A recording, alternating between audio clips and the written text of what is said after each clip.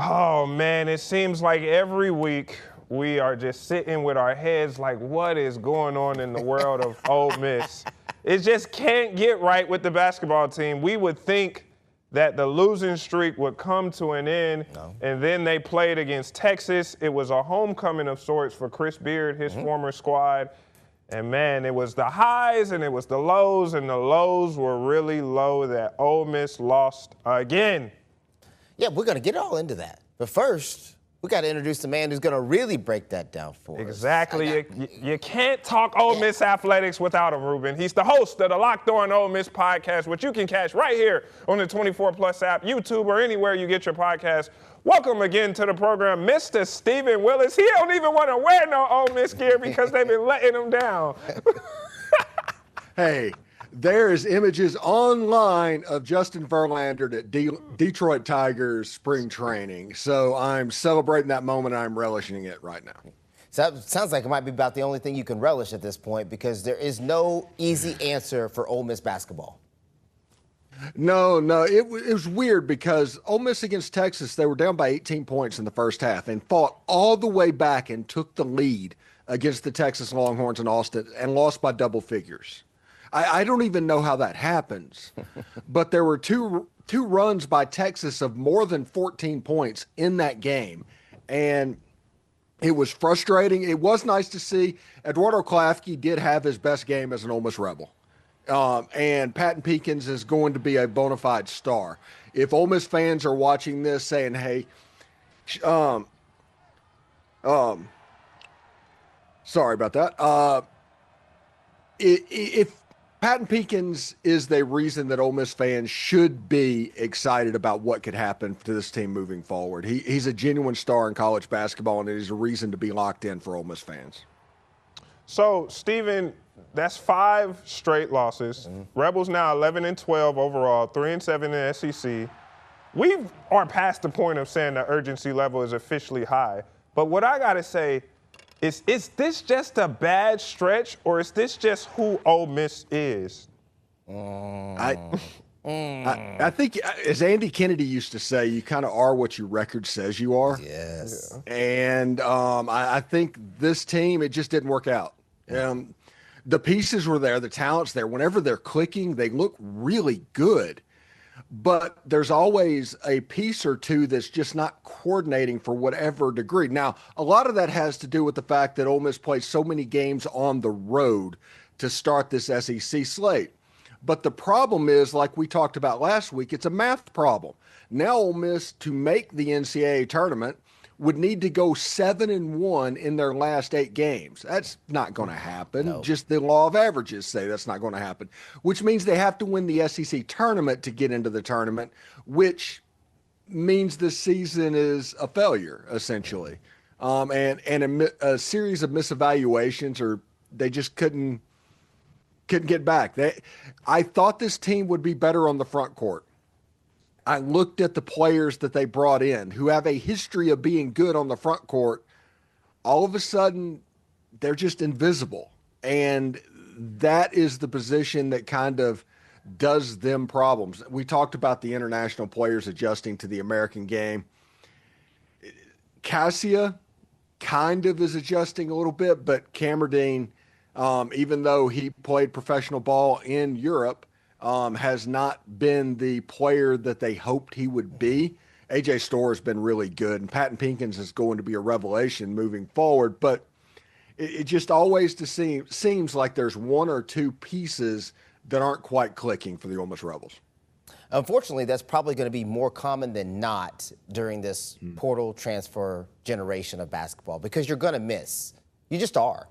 You're not going to hit on all those portal kids. And the more portal kids you bring in, the higher your odds of missing are, right? And so keeping a great freshman there long term gives you the ability, though, Ole Miss fans, to start to build on that. Now you don't have to go bring in 3 or 4 stars. You just need a few good, solid role players to go along with a couple of kids that are a part of your program long term. That, I think, might be the silver lining maybe for Ole Miss Rebels fans who are watching right now. Hey, our future is bright. Let's just get through this season, and we'll plug a few holes but not rebuild the whole roster. Yeah, and The problem is that the concern that I have, and listen, Chris Beard's a great coach. He's one of the elite coaches in college basketball, but this is 3 years in a row with 3 different front courts that have trouble rebounding the basketball. Like even boxing out on free throws and doing stuff like that. It's at the point where I'm starting to get a little concerned about that. Last year, Ole Miss was able to overcome it. This year, they haven't been. The lack of a front court presence. You thought it was going to be Malik Dia. You thought he was going to take the step necessary to do it, but it just hasn't clicked for him. And rebounding wise and having the body that he has and not being willing to be physical and play bully ball from time to time, that was the element that Ole Miss didn't get this year that they thought going into the season they were going to get. That's what we call big for no reason. Yeah. Big for no reason, buddy. I remember I used to get that. Big for no reason. Well, I was tall for no reason. And then I had to lock in and average 7 rebounds a game. But that's not. But it's not about me right now. But what I do want to ask Steven, where is the leadership right now on this team? Because you talk about Malik Dia, that was a guy who we relied. And I remember texting you after the game. I was like, what is he doing? Settling for threes late in the game, taking bad shots. Where is the leadership right now? It seems like Coach Beard cussing him out in the huddle isn't doing anything. Somebody needs to step up. So somebody absolutely does. And AJ Storr obviously isn't the personality of somebody that would do that, or he would be the obvious person that you would look toward. It's kind of like Matthew Morrell for Ole Miss a year ago. But honestly, Ole Miss fans was kind of weird on Jamin Brakefield last year, but he kind of held that role for the basketball team. And this year, they thought it was going to be Malik Dia. Like, you look at him, he walks in the room, it's like, oh, there's a 12-7 guy every night. We can count on that. And that just didn't happen. But who is going to be the secondary? When the second best player is a true freshman, he's not going to be him. When it's going to be, people with leadership ability, they're not exactly performing. Like, it's weird to where they just can't find the Batman. They got a whole bunch of Robins on the team. They don't have a Batman. Well, Rich knows all about that. He's the Robin to my Batman. Well, I don't know about that anymore. It used to be. We I had to turn into Nightwing. You know what I'm saying? I had to go branch out on my own. Nightwing. Here's a question for you, though, Steven. If this was football season and we were in this stage of the football season, you'd already pretty much just be cashing it in, right? Fans would stop coming to games. You'd already be looking forward to next year. You'd almost already be kind of, because we're not going to win it all, kind of a deal. Are we getting to that point with the basketball season where, and I say that to the point of, is that where some of the players' minds are mentally? Because think about it, these guys are not Ole Miss, through and through. They didn't grow up at Ole Miss. They didn't come, that's not what they bought and paid.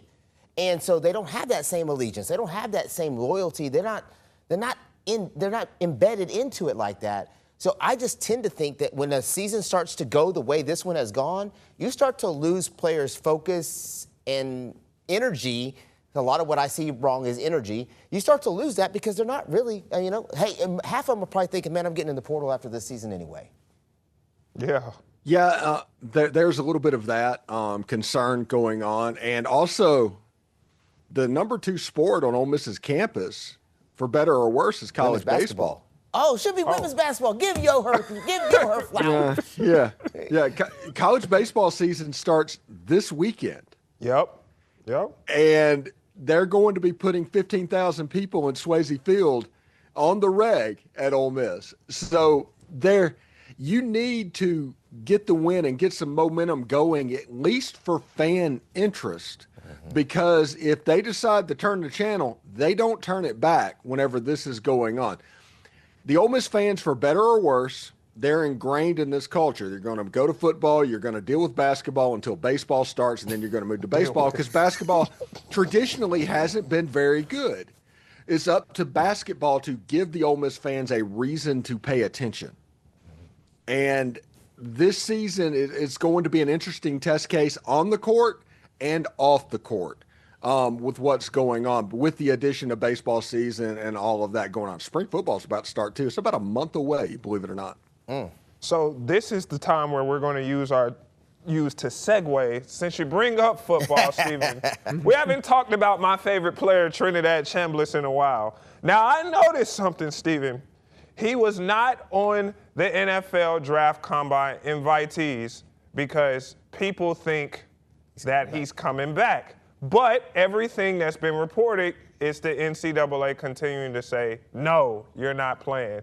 Can you give us an update about the temperature check we are with Mr. Trinidad coming back for year 6? Okay.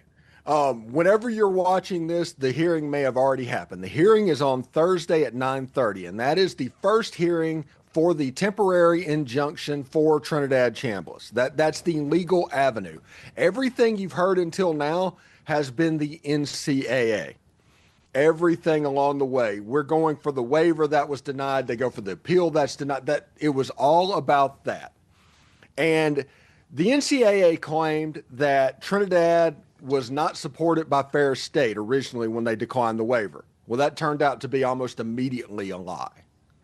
Then in the appeal, they said, okay, we got 91 pages of medical documentation, but they didn't even take into the account the person who attended as a physician to Trinidad Chambliss. It was just words on a paper. That's the reason this lawsuit's happening. Now, Ole Miss, in all of its benefit, has put in I'm going to say a motion, but it's not a courtroom. This was with the NCAA, just for reconsideration to keep this file open a little bit longer, because if the facts merit that Trinidad Chambliss get an injunction, which it just looks like it will, that's going to happen. I would be absolutely stunned if Trinidad Chambliss wasn't the quarterback for Ole Miss in 2026. But if that happens, it gives an avenue to the NCAA to say, okay, we grant the waiver, the file's open, our bad, this is gone, and it's done with. And then all of this goes away and they move on to whatever the next eligibility case they have. But that is where that is kind of going on right now. There's a hearing on Thursday at 9:30 a.m. In Pittsboro, Mississippi, by the way. That's in Calhoun County, Mississippi. That is halfway between the bustling metropolises of Bruce and Calhoun City. It's a town of about 300 people that just have a courthouse. Wow. Yeah, it's a really thing. It was a place that, even though I grew up my whole life in that state, I'd never heard of Pittsboro, Mississippi until now. But that is where the hearing is going to be. They're going to state their case. You know, Ole Miss has on their side Tom Mars and heavy hitters on that side. The NCAA has their usual cast of litigating characters that go around to these eligibility cases. Should be pretty interesting. I've heard different things, like Ole Miss fans talking about going out there and basically tailgating for a court hearing. Oh, and Lord. Just weird stuff about all of that. It's absolutely nuts to think of, but the facts and the merit of this case is on Trinidad's side. If it goes, if for some reason it doesn't, I would be absolutely stunned. Now, the best thing people can do, just for the record, is let this thing play out quietly so the NCAA can save face. If you make the Yes. one thing the NCAA is petty. If you make them look stupid, they're going to come back at you, and then they'll fight even harder. The best thing everybody could do is just let this thing ride, let the injunction happen, and like you said, Stephen, let the NCAA save some face on that one. Yeah. If you can get the NCAA to save some face, it'll be over, it'll be done with, and everything will be fine. Retribution is something that you're worried about. Whenever the infamous tweet from Hugh Freeze, when the probation happened in 2014, all that got a burr in the saddle for the NCAA, and it turned out that they were going for a pound of flesh, and they ended up getting it. You're right, though. It is a very petty organization, and honestly, it's an example of big government gone completely wrong. Yeah. So here's the thing that I want to ask about, because and maybe it's not too much similarities, but obviously in the NCAA, we know the situation with Alabama basketball. They had Bediako, G League dropout, as they call him. He played 5 games for Bama, and Alabama used a temporary restraining order to get him to play, and then finally NCAA finally got their judge on their side to knock it down, and he's out. Could we see a situation like this where Ole Miss has Trinidad play for a couple of games, and then NCAA gets the judges on their side to say Trinidad can't play again. Do you see a world where that could happen? No, because Ole Miss isn't going after a temporary restraining order, which is what Bediako had. They're going after an injunction, which would cover all the way through the trial. Okay. And if the trial is after the season, which the wheels of justice move slow, odds are that it would be, he would be completely fine.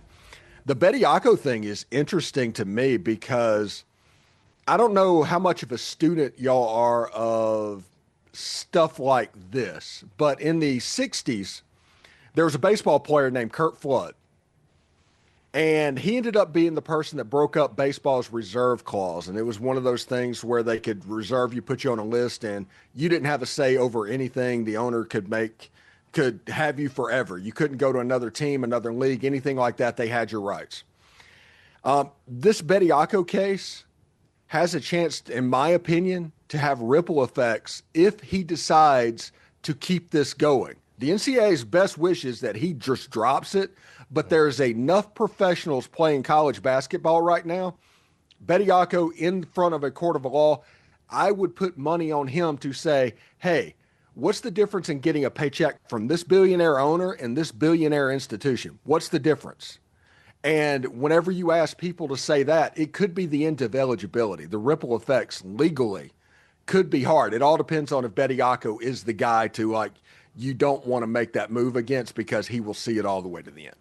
I know we got to let you go, but one point on that I think is very interesting is it's going to be hard to regulate that stuff until they put some kind of parameters in for all the international players who play professionally internationally and then come over and play college basketball in the United States. So that's the other side of that case that they're making is, why is there an entryway for that guy to come in and play professionally after he's played professionally, but I can't do it after I've played professionally? So I think you're right, Stephen. Again, I know we got to let you go, but I think there's a lot there, Rich. Oh, it's going to get ugly, man. It just seems like it's all going to be a bunch of suing, and you know where this always ends, the Supreme Court. Yeah.